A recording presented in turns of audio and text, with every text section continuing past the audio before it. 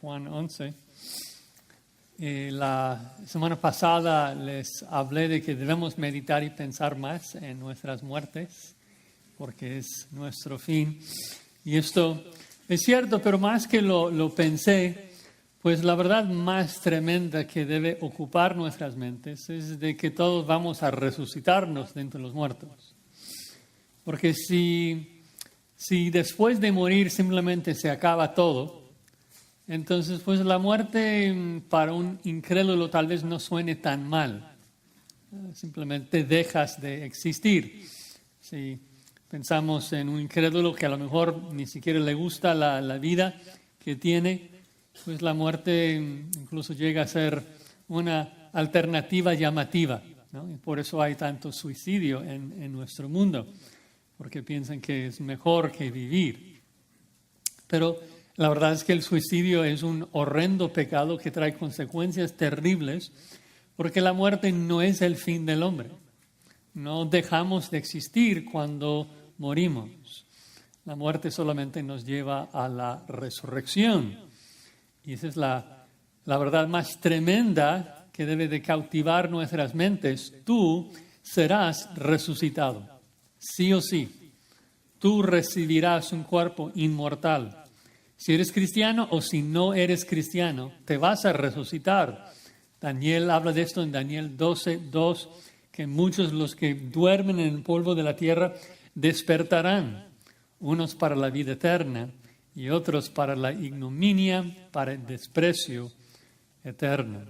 Después de la muerte, unos serán resucitados para vida eterna y otros para desprecio eterno. Y Jesús explica esto en Juan 5:26, si me pueden acompañar, Juan 5:26, ya lo estudiamos hace varios meses, pero conecta con Juan 11 obviamente. Cristo dice, porque como el Padre tiene vida en sí mismo, así también ha dado al Hijo el tener vida en sí mismo. Y también le dio autoridad de hacer juicio por cuanto es el Hijo del hombre. No os maravilléis de esto, porque vendrá hora cuando todos los que están en los sepulcros oirán su voz. Ahí la conexión con nuestro texto. Oirán la voz del Hijo de Dios, obviamente. Todos los que están en los sepulcros oirán su voz. Y, versículo 29, los que hicieron lo bueno saldrán a resurrección de vida, mas los que hicieron lo malo a resurrección de condenación.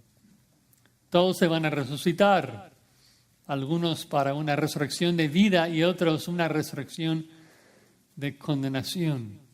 Todo ser humano será resucitado, todo ser humano recibirá un nuevo cuerpo inmortal, indestructible. Y luego todo ser humano será juzgado por Cristo. Unos serán abrazados y llevados al reino eterno y otros serán atormentados eternamente en el infierno.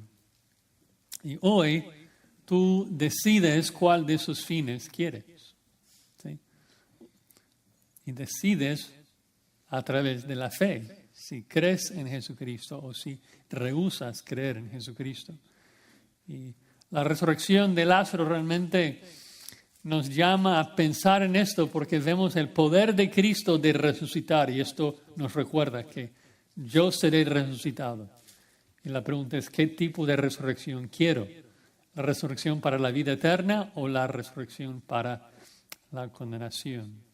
Así que en esta mañana veremos 3 reacciones frente a la resurrección de Lázaro, 3 reacciones frente a la muerte de Lázaro o la resurrección de Lázaro, que nos instan a abandonar la incredulidad. 3 reacciones frente a la resurrección de Lázaro que nos instan a abandonar la incredulidad. Veremos la reacción de la gente, de Cristo y de Dios. La reacción de la gente, de Cristo y de Dios. Así que vamos a leer el texto en Juan 11. La narrativa es un poco más larga hoy. Vamos a tratar de cubrir del versículo 28 al 44. Juan 11, 28. Habiendo dicho esto, fue y llamó a María, su hermana, diciéndole en secreto: el maestro está aquí y te llama. Ella, cuando lo oyó, se levantó deprisa y vino a él. Jesús todavía no había entrado en la aldea, sino que estaba en el lugar donde Marta le había encontrado. Entonces los judíos que estaban en casa con ella y la consolaban, cuando vieron que María se había levantado deprisa y había salido, la siguieron diciendo, va al sepulcro a llorar allí. María, cuando llegó a donde estaba Jesús, al verle, se postró a sus pies, diciéndole, Señor, si hubieses estado aquí, no habría muerto mi hermano. Jesús entonces, al verla llorando, a los judíos que la acompañaban, también llorando, se estremeció en espíritu y se conmovió. Y dijo, ¿dónde le pusiste? Le dijeron, Señor, ven y ve.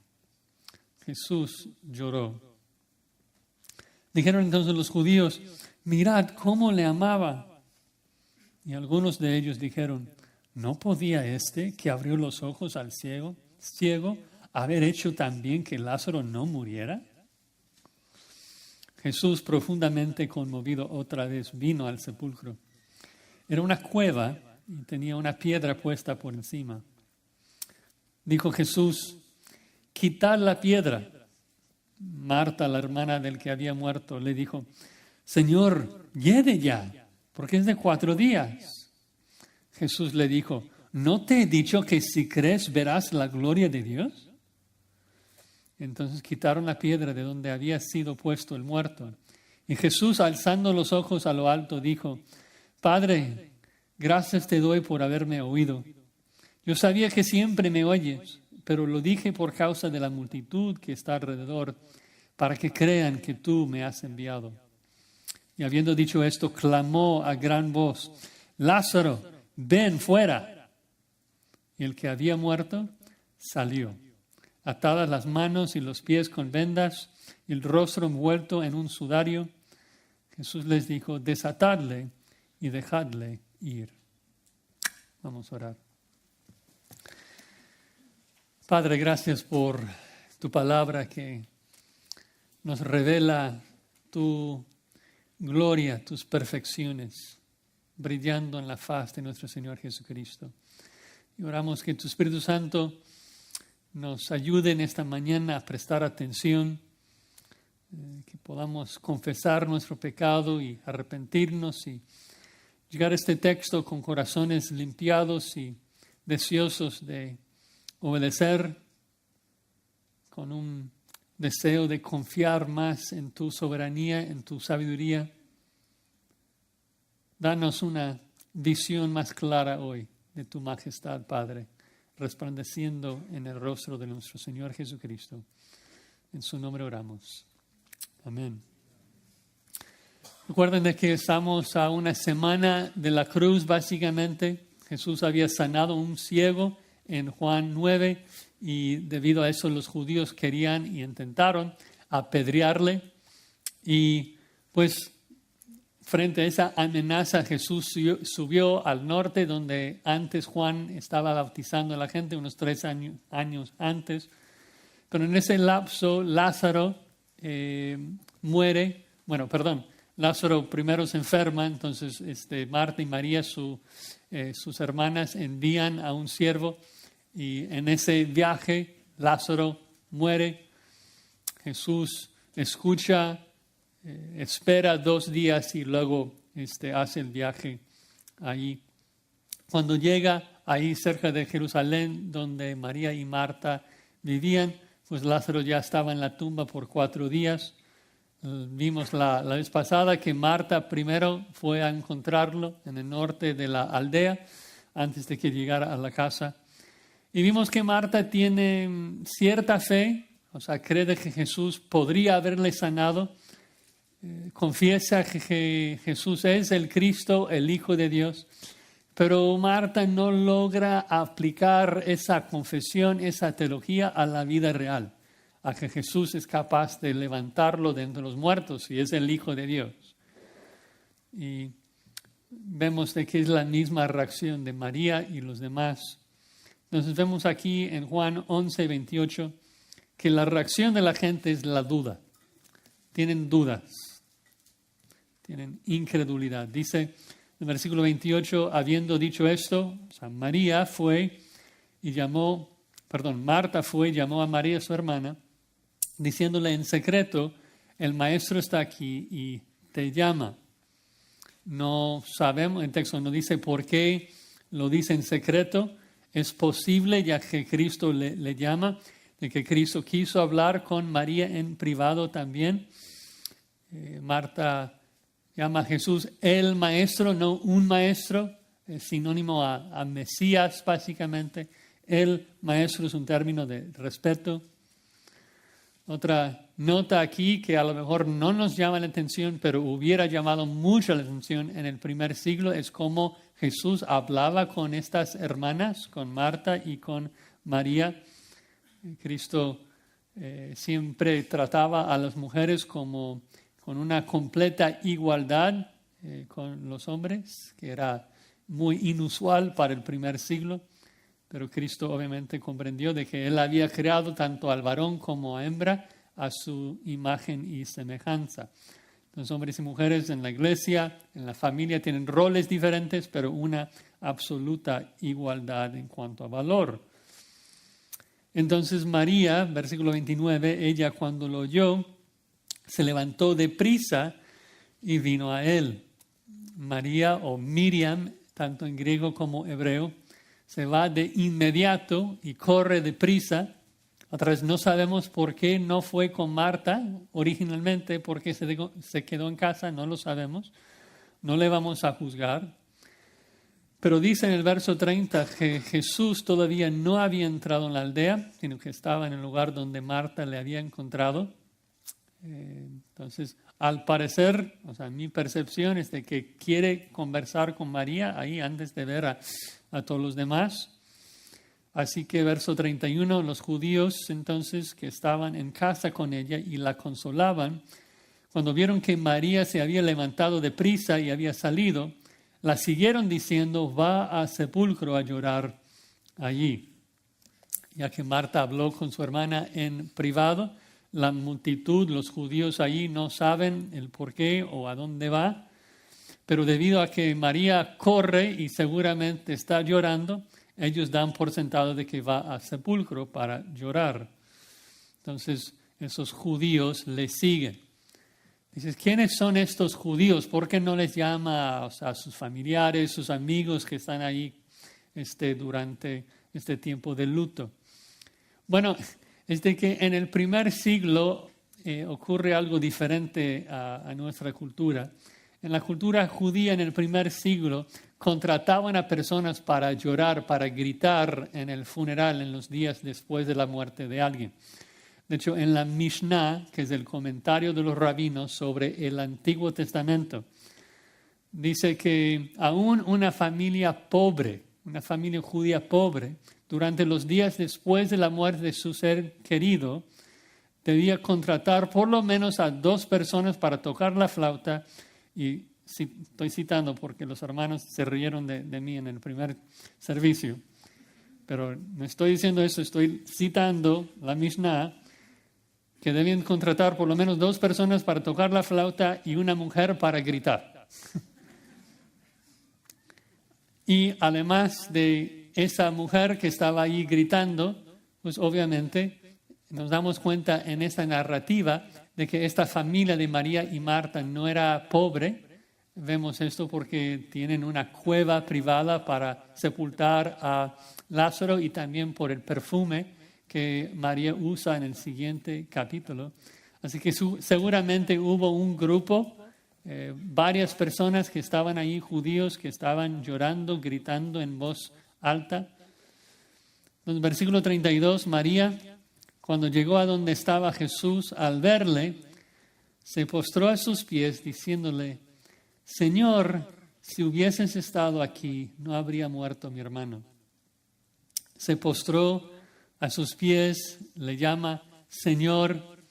De cierta manera vemos fe de parte de María, pero yo no veo que esté postrado a sus pies adorándolo como Yahweh, el Dios omnipotente. Todavía no logra creer de que es capaz de resucitar a Lázaro. El punto es de que aunque María y Marta expresan su fe, diciendo, si hubieras estado aquí, Lázaro no habría muerto, aunque creen en su poder para sanar, todavía no logran creer de que es Dios hecho carne y puede resucitar a Lázaro de entre los muertos. Entonces lo que Juan enfatiza en este párrafo es de que todos dudan. Nadie cree en el poder de Jesucristo. Y creo que es notorio de que Juan esté resaltando que aún María, aún Marta, que en un sentido son los mejores de los discípulos. María en el siguiente capítulo es mejor aún que los 12 discípulos de Jesús. Pero aún María no entiende, no tiene la fe necesaria para creer que Jesús puede resucitar a Lázaro de entre los muertos. No logra, como ya mencioné y como vimos con Marta la semana pasada, no logra tomar esa teología de que Jesús es el Hijo de Dios y aplicarlo a la prueba que enfrenta en ese momento, de que su hermano está muerto. Es una gran lección para nosotros, de que Cristo es capaz y que Cristo sabe lo que hace y que debemos creer en Él, debemos confiar en Él, no dudar de sus caminos, no dudar de su palabra. Esto ahora nos lleva a una segunda reacción, en el versículo 33, la reacción de Cristo mismo. Entonces, la reacción de la gente, duda. Ahora la reacción de Cristo, versículo 33. Jesús entonces, al verla llorando, y a los judíos que la acompañaban también llorando, se estremeció en espíritu y se conmovió. Ahora, este es un versículo controversial. Dice, parece fácil de entender. ¿Por qué controversial? Bueno, porque Juan en esa narrativa siempre ha usado la misma palabra para describir el llanto, el llorar de la gente. Todos los que lloraban están llorando de la misma manera, lamentando la muerte de Lázaro, le echan de menos. Pero Juan, tanto aquí en el versículo 33 y luego en el 35, cuando dice Jesús lloró, y también en el versículo 38, Juan usa verbos diferentes. No usa el mismo verbo. La gente está llorando, pero Jesús llora de manera diferente. Juan usa otro verbo. La palabra traducida que Jesús se estremeció en su espíritu normalmente expresa disgusto, hasta indignación. De hecho, en el griego secular se usa para describir el resoplo de un caballo, como que un enojo.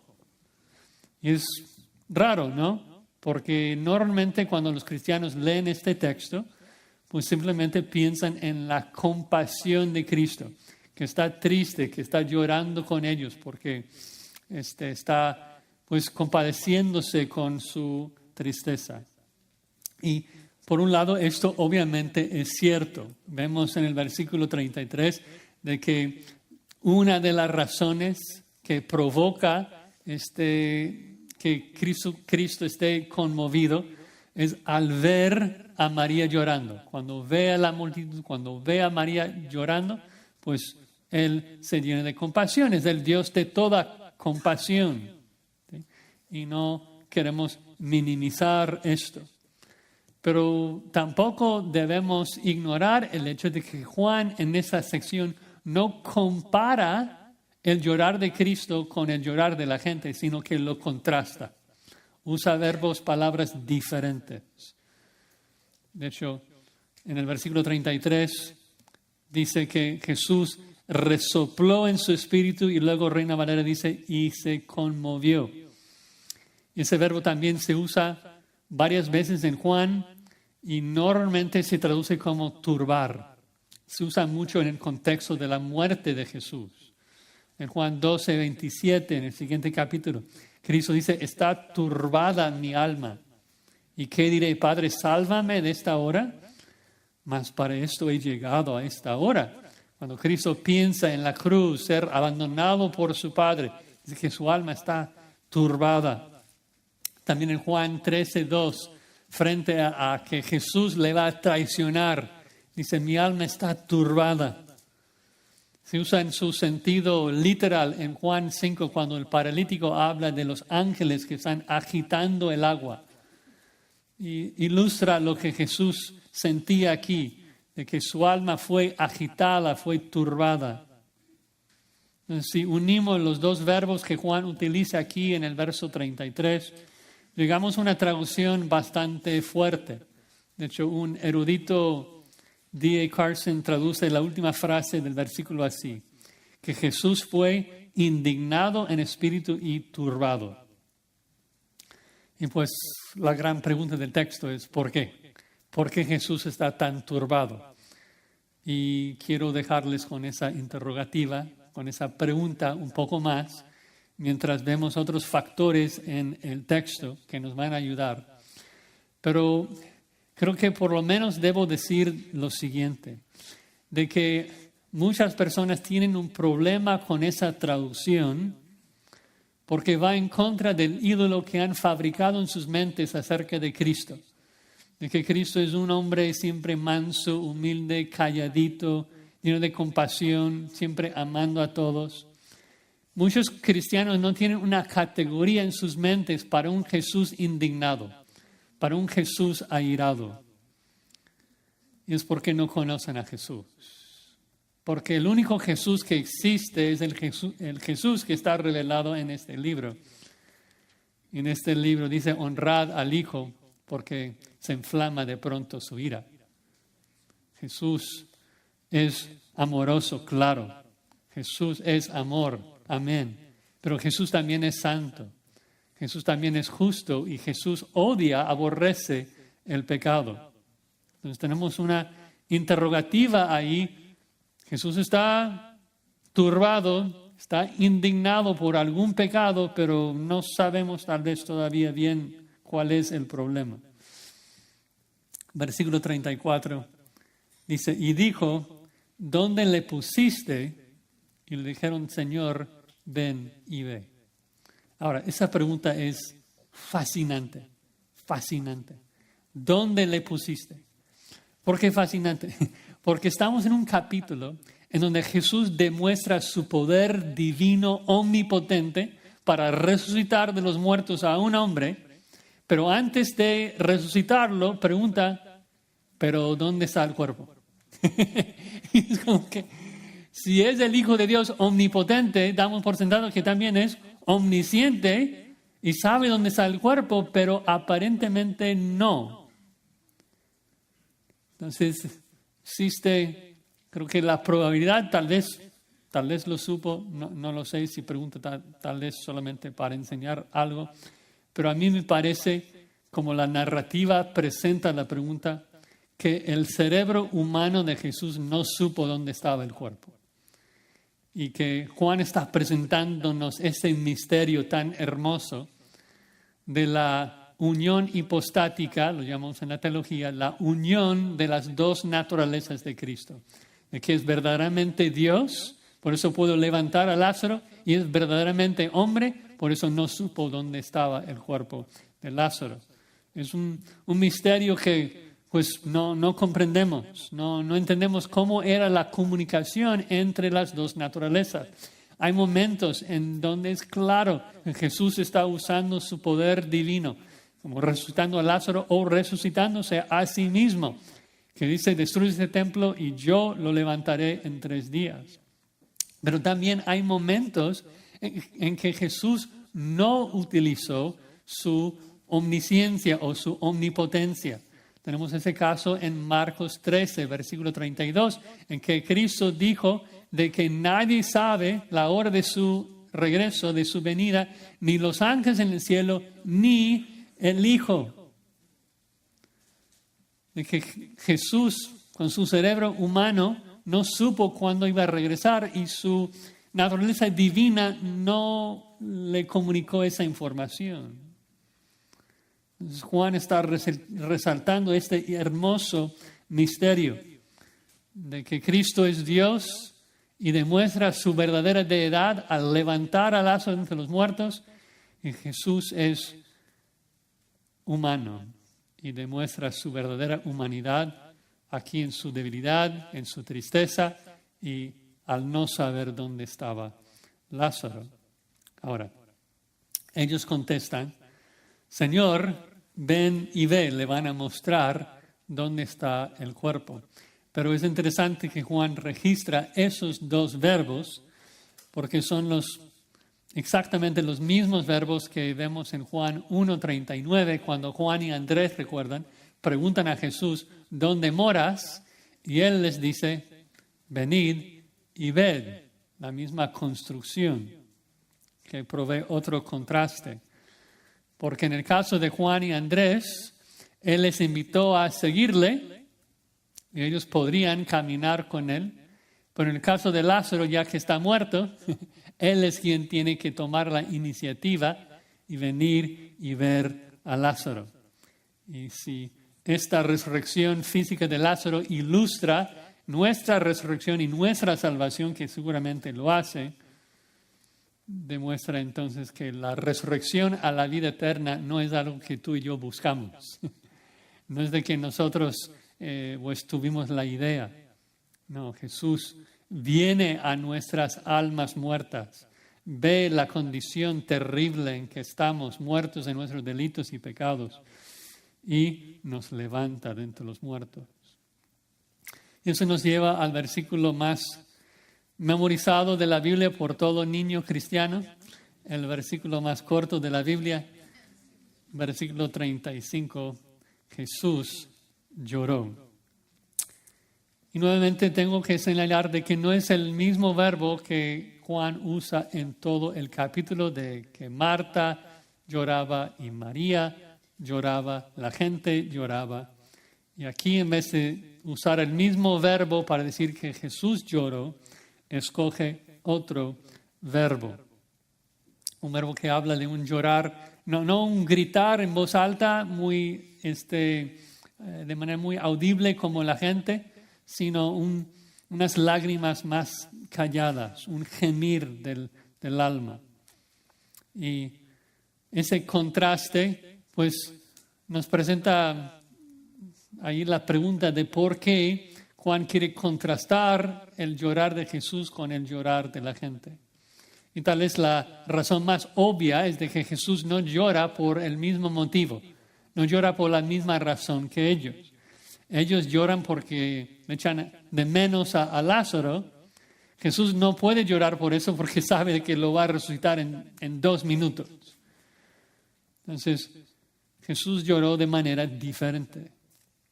Y el verbo que Juan escoge aquí es un verbo que no aparece en el resto del Nuevo Testamento, pero sí se usa en la Septuaginta. Y es interesante de que en las veces que se usa, en particular en el libro de Job, Job llora como frustrado con Dios.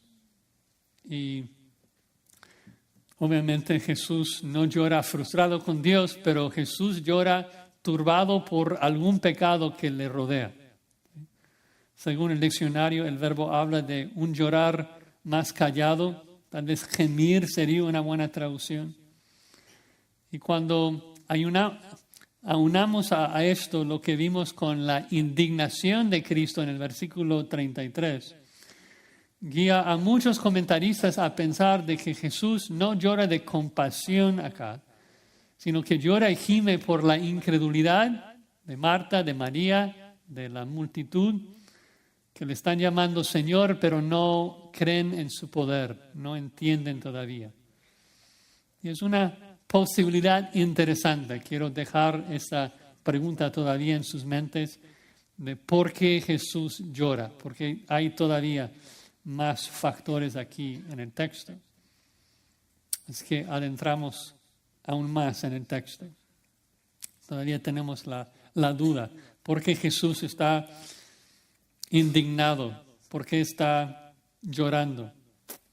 Versículo 36. Dijeron entonces los judíos, mirad cómo le amaba. Entonces los que dicen que Jesús está como enojado o indignado, esto no relata todo, porque la gente no vio a Jesús enojado, lo vio triste, que está llorando. Y esos judíos contratados para llorar pues con los demás también que a lo mejor estaban visitando, lo ven llorando y dicen, es de que amó mucho a Lázaro. Y eso es cierto. Es cierto, Jesús amó mucho a Lázaro y es parte de la razón de por qué llora. Pero interesante ahora, versículo 37, estos judíos, algunos de ellos, toman básicamente la misma idea que expresó Marta y María de que si estuvieras aquí no habría muerto Lázaro, pero en la boca de María y de Marta fue una expresión de fe en su poder para sanar a Lázaro. Pero ahora en la boca de estos judíos es una acusación. Noten versículo 37. Algunos de ellos dijeron, ¿no podía este que abrió los ojos al ciego haber hecho también que Lázaro no muriera? Es una acusación, ¿sí? Que Jesús pudo haberlo sanado y es acertado. Esto es cierto. Jesús pudo haberle sanado. Pero el problema es de que en vez de pensar, entonces si es omnipotente, también es omnisciente y sabe lo que hace, piensan, Jesús pudo sanarlo, no lo hizo, entonces Jesús es culpable por la muerte de Lázaro, ¿no? Porque no lo hizo. Si le amó tanto, ¿por qué no le sanó? Lo ven llorando y piensan, qué mal amigo es Jesús, que dejó morir a su amigo que pudo haber sanado.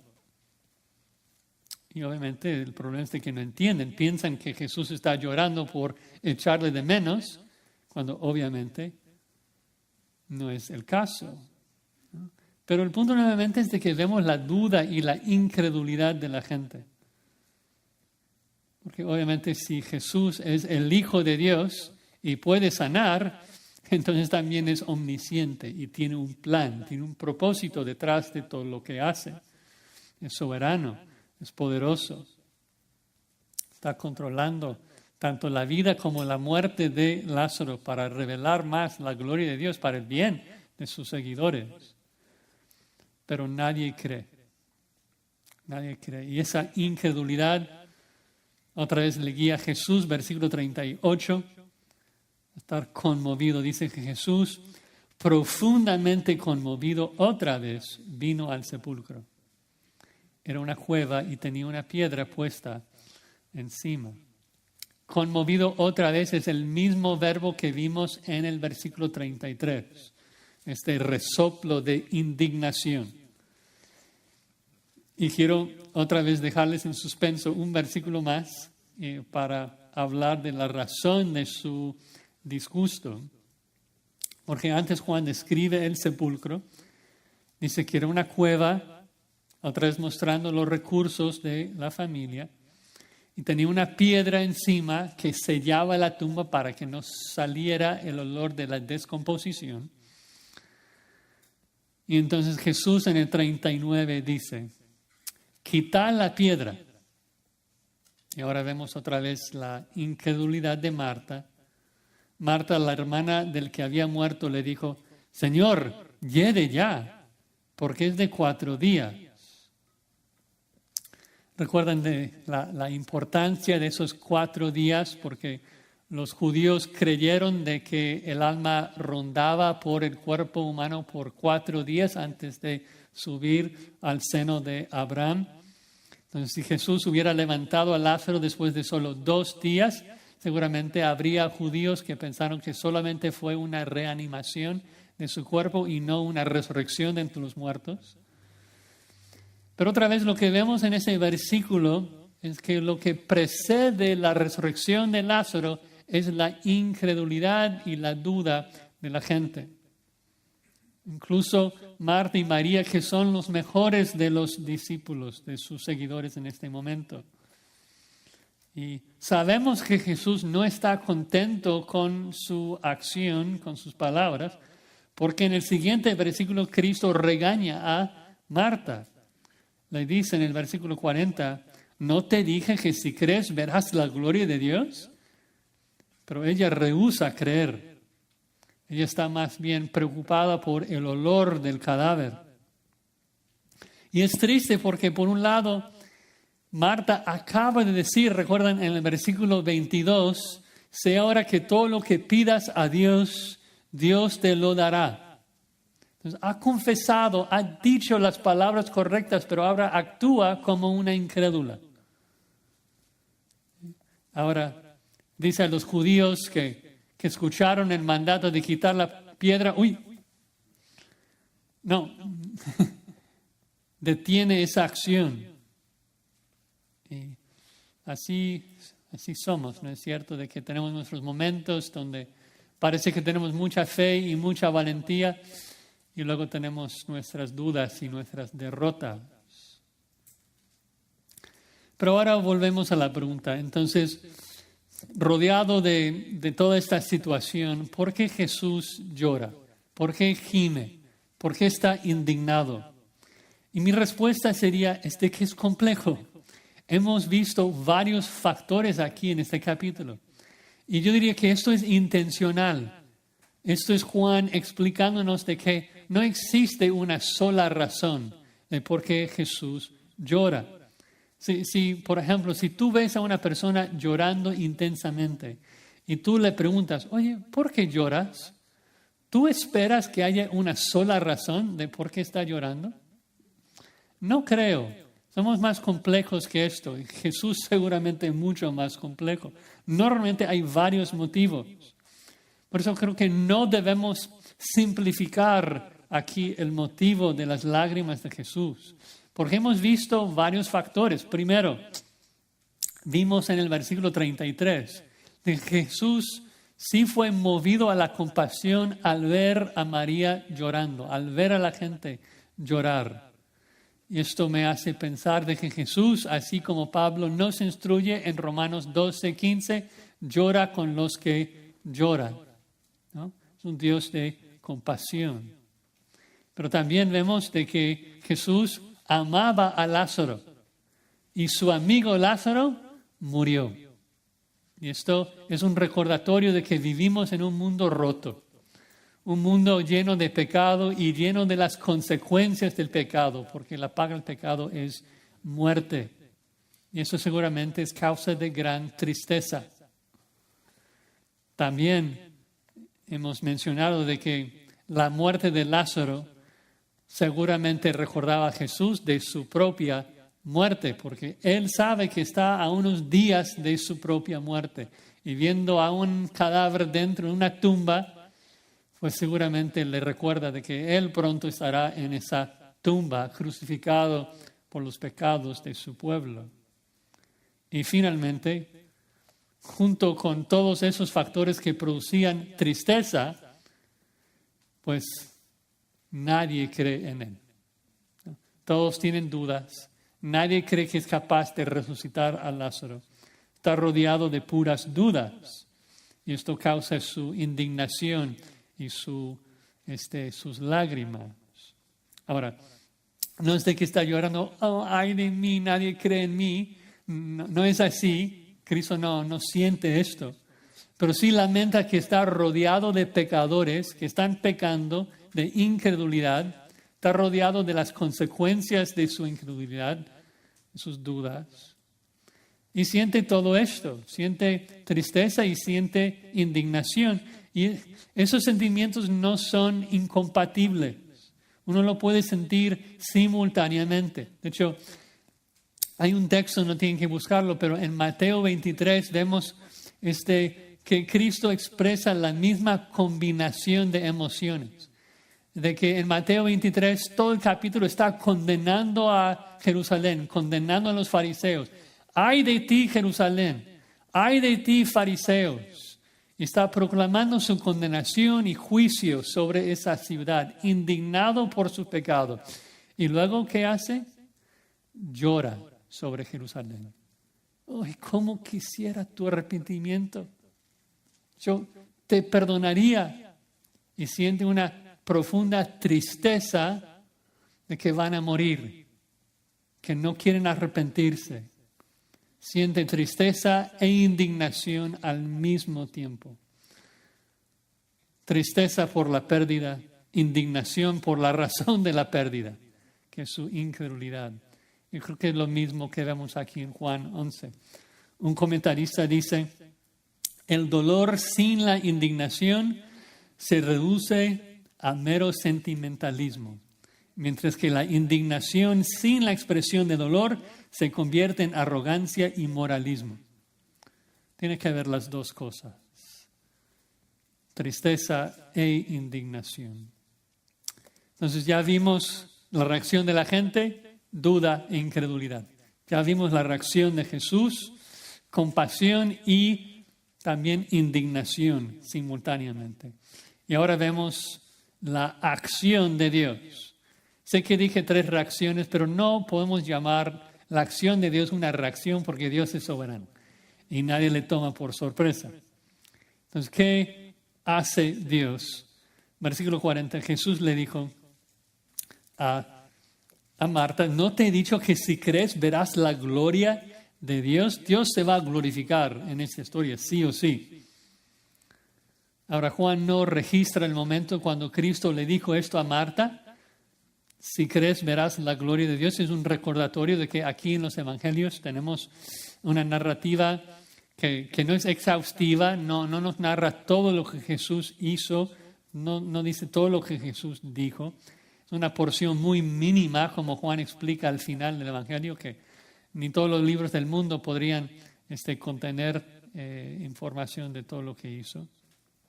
Pero nuevamente lo que oyes en la voz de ese regaño de Jesús es su turbación de que Marta todavía no cree en su poder divino. Que Marta no quiere que quiten la piedra todavía. Pero por lo menos confía lo suficiente para dejar que abran la cueva. María consciente con esto. Entonces, versículo 41. Entonces quitaron la piedra de donde había sido puesto el muerto y Jesús, alzando los ojos a lo alto, dijo, Padre, gracias te doy por haberme oído. Entonces quitan la piedra y Jesús, pues alzando sus ojos al cielo, comienza a orar. Y es tan hermoso ver la cercanía que Jesús tenía con su Padre, hablándole en oración. Nosotros muchas veces inclinamos nuestros rostros en contrición y en arrepentimiento. El pecador esconde su rostro, cubre sus ojos. Jesús no tuvo por qué esconderse de su Padre. Tenía una relación completamente íntima. Él habla abiertamente con su Padre sin temor alguno. Y dice, gracias por haberme oído. Por la construcción ahí del verbo, del tiempo del verbo, a mi parecer Jesús ya había orado a su Padre, ya le había pedido permiso para levantar a Lázaro de los muertos. Es posible que incluso fue hace 4 días cuando oró eso, cuando escuchó de que Lázaro estaba enfermo, el Espíritu le reveló que Lázaro estaba ya muerto. Y cuando pide esto, Dios le contesta que sí lo puede resucitar, por eso se queda los 2 días extra.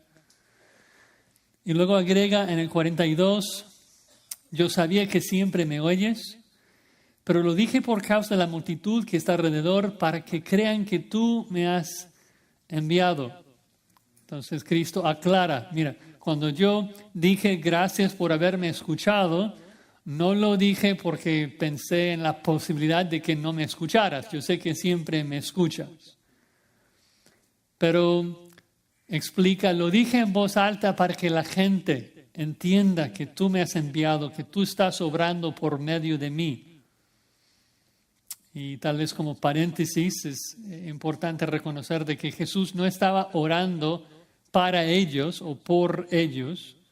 No es que la oración fue por ellos, sino que la expresión audible de su gratitud fue para ellos. Obviamente cuando uno ora a Dios solamente, se dirige a Dios. Pero cuando oramos públicamente, aunque nos dirigimos a Dios, estamos conscientes de que hay otras personas que nos escuchan, ¿no? Y que estamos enseñando también en la forma en que oramos. De hecho, alguien me preguntó el miércoles pasado de por qué no permitimos que las hermanas oren en los servicios aquí en esta iglesia. Y yo le expliqué precisamente eso, de que la oración pública es una expresión de autoridad porque uno enseña y exhorta en sus oraciones. Entonces, Cristo está consciente de esto, de que oró en voz alta para que la gente viera de que Él está siendo enviado y que está obrando de parte de Dios Padre. Que Dios Padre estaba obrando por medio de Cristo en la resurrección de Lázaro. Que otra vez es una increíble mezcla de verdades aquí, de que Cristo está pidiendo permiso para levantar a Lázaro, porque vemos su deidad al poder levantar a Lázaro, pero vemos su sumisión en su humanidad al orar y pedir permiso para hacerlo. ¿No? Increíble. De que Cristo en su humildad no quiso llevar toda la gloria. Él no dijo a Marta, ahora vas a ver mi gloria. ¿Qué dice? Vas a ver la gloria de Dios obrando a través de mí. Porque este es el rol de Jesús en la redención. Resplandecer la gloria de Dios en este mundo. Ya que Él goza de todos los atributos y perfecciones de Dios, Él brilla esas perfecciones en el mundo. Y quiso que la gente creyera esto, que vieran esto. Así que versículo 43, habiendo dicho esto, clamó a gran voz, Lázaro, ven fuera. Clamó a gran voz, y no por Lázaro, sino para que toda la gente escuchara y que viera de que Dios estaba obrando ese milagro por medio de él. Creo que también gritó a gran voz porque ilustra el gran clamor en los últimos tiempos, como ya leímos en Juan 5:25, cuando dice, viene la hora y hora es cuando los muertos oirán la voz del Hijo de Dios y los que la oyeren vivirán. Entonces grita y Lázaro escucha y viene.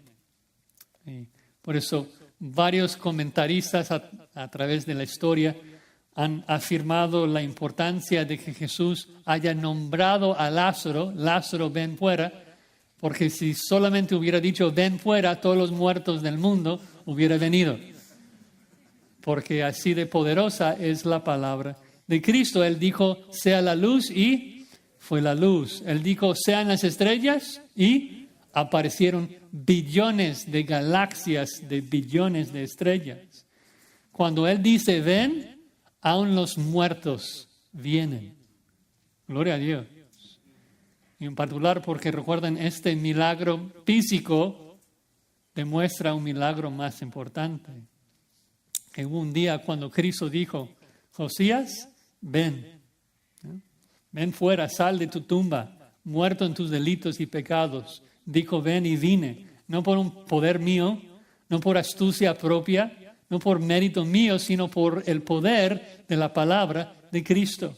Y habrá un día en el futuro también en la resurrección final, cuando Él dirá, ven Josías, y tomará moléculas de mi cuerpo que tal vez estén dispersadas por todo el mundo y las formará en un nuevo cuerpo inmortal.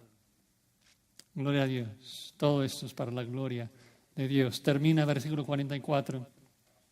Y el que había muerto salió, atada las manos y los pies con vendas y el rostro envuelto en un sudario. Y Jesús les dijo, desatadle y dejadle ir.